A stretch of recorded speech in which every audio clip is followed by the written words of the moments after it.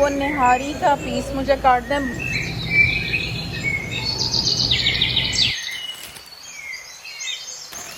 अस्सलाम वालेकुम YouTube family, welcome to my channel Nadia camera I. लेके आई मैं एक नया व्लॉग, एक नया दिन, एक नई उमंग, और मैं आप लोगों के साथ शेयर करूंगी एक ऐसी चीज़, एक ऐसी दुआ मेरी माँ की जो मुझे लेके आई कनाडा। कनाडा ऐसी जगह जहाँ पे आने का ख्वाब सब लोग देखते हैं, और मैं कनाडा कैसे आई मैं आप लोगों के साथ शेयर करूँगी। लेकिन इस सबसे पहले आप ऐसा करें, अगर आप लोगों ने मेरा चैनल सब्सक्राइब नहीं किया तो फटाफट से सबसे पहले तो आप चैनल सब्सक्राइब कर लें और बेल आइकन ज़रूर प्रेस कीजिएगा ताकि आप मेरी कोई भी वीडियो मिस ना करें। और अगर आपको वीडियो पसंद आए तो लाइक का बटन भी ज़रूर प्रेस कीजिएगा और अपनी फैमिली एंड फ्रेंड्स के साथ शेयर कीजिएगा। तो मैं आज आप लोगों के साथ शेयर करूंगी अपनी और अपनी अम्मी की एक ऐसी कन्वर्सेशन, एक ऐसी दुआ जो कि मुझे यहाँ कनाडा ले आई। कनाडा वो कंट्री जहाँ पे आने का ख्वाब हर कोई देखता है। आजकल तो स्पेशली बहुत ज़्यादा ये ख्वाब देखा जा रहा है। तो मैं इस ख्वाब को कैसे पूरा कर पाई, सबसे पहले तो मैं आपको बताऊं कि मुझे बाहर आने का कोई शौक़ नहीं था, लेकिन अल्लाह ने मेरी किस्मत में लिखा हुआ था और मैं यहाँ पे आ गई।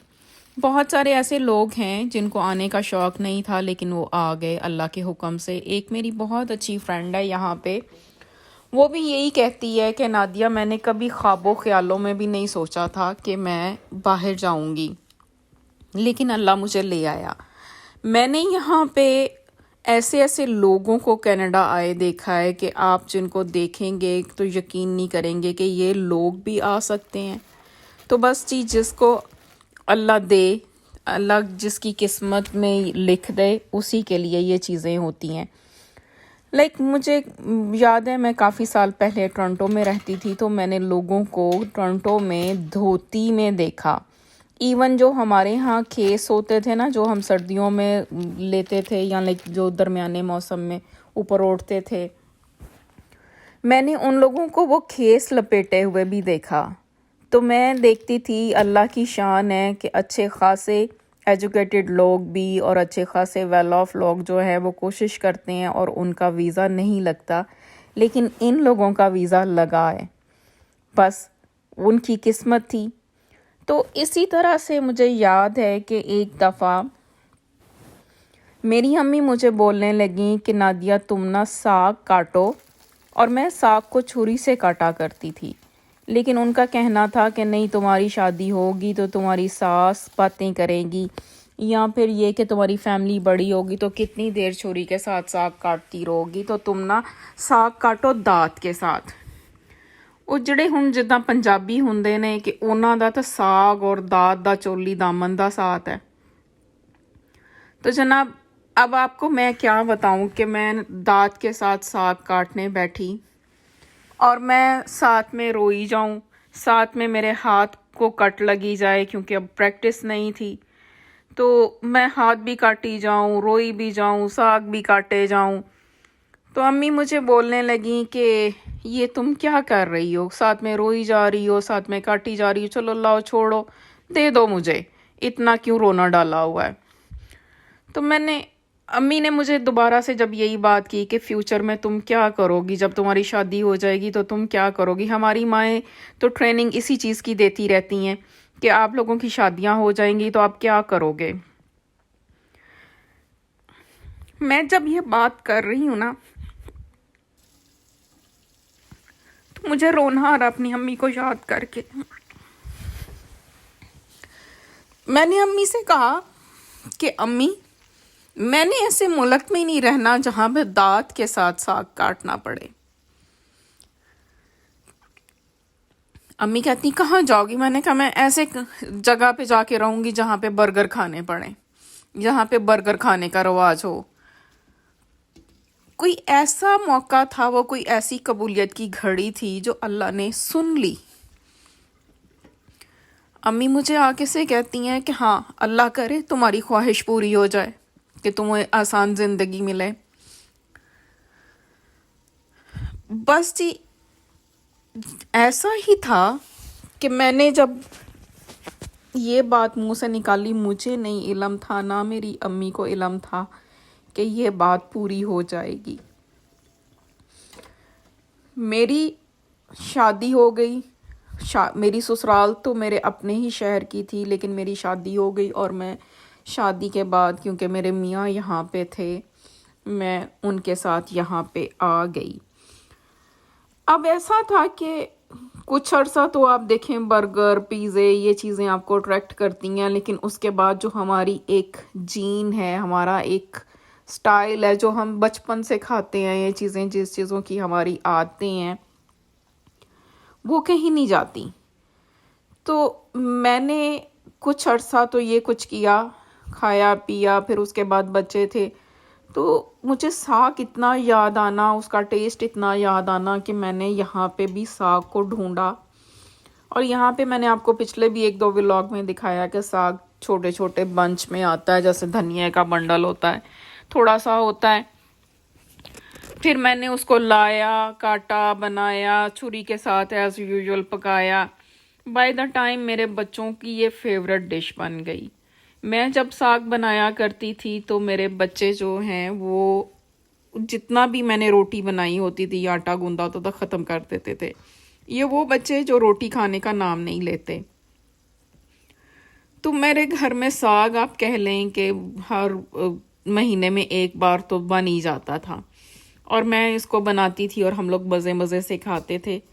بڑا اچھا لگتا تھا. اور پھر مجھے یہ یاد آتا تھا، یہ بات میں نے اپنے ہسبینڈ کے ساتھ بھی کئی دفعہ شیئر کی کہ میں اس طرح سے امی کے ساتھ ضد کر رہی تھی، رو رہی تھی، اور ایسے میں نے منہ سے بات نکالی اور امی نے مجھے دعا دے دی. تو وہ دعا میری جو امی کی اللہ نے سن لی اور پوری ہو گئی. مجھے لگتا ہے کہ میری ماں کی یہ دعا مجھے کینیڈا لے کے آئی ہے، ورنہ ایسی کوئی بات نہیں تھی. خواب و خیال میں بھی نہیں تھا، کبھی سوچا بھی نہیں تھا کہ ایسا بھی ہو سکتا ہے، اور نہ ہی کبھی خواہش کی تھی کہ میں پاکستان سے باہر جاؤں. میری خواہش تھی کہ میں لاہور میں رہوں. میرا بیسکلی ہم لاہور سے نہیں ہیں، لاہور کے پاس میں ہی سٹی سے ہیں، لیکن میری پوری خواہش تھی کہ میں لاہور میں رہوں. مجھے لاہور کی لائف بہت اٹریکٹ کرتی تھی. اس کی کچھ ریزن یہ بھی تھیں کہ ہمارے ہاں جب کوئی بیمار ہو جاتا تھا تو اس کو لاہور لے کے جانا پڑتا تھا. کسی کو یونیورسٹی میں ایڈمیشن چاہیے تھا تو لاہور جانا پڑتا تھا. ہر چیز کے لیے لاہور جانا پڑتا تھا. تو مجھے لگتا ہوتا تھا کہ اگر میری لائف میں لاہور میں سیٹل ہو جاؤں، میں لاہور میں لیو کروں تو میری لائف بہت اچھی ہوگی. مجھے دوڑ کے نہیں جانا پڑے گا ہر فیسلٹیز کے لیے لاہور کی طرف.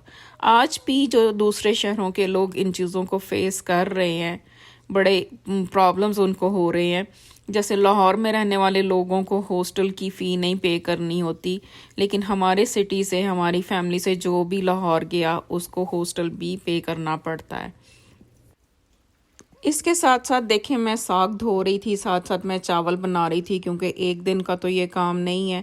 میاں میرے بولے کہ آج تم 2 چیزیں کیوں بنا رہی ہو، لیکن اب کون بتائے کہ یہ تو بڑا لمبا چوڑا کام ہے.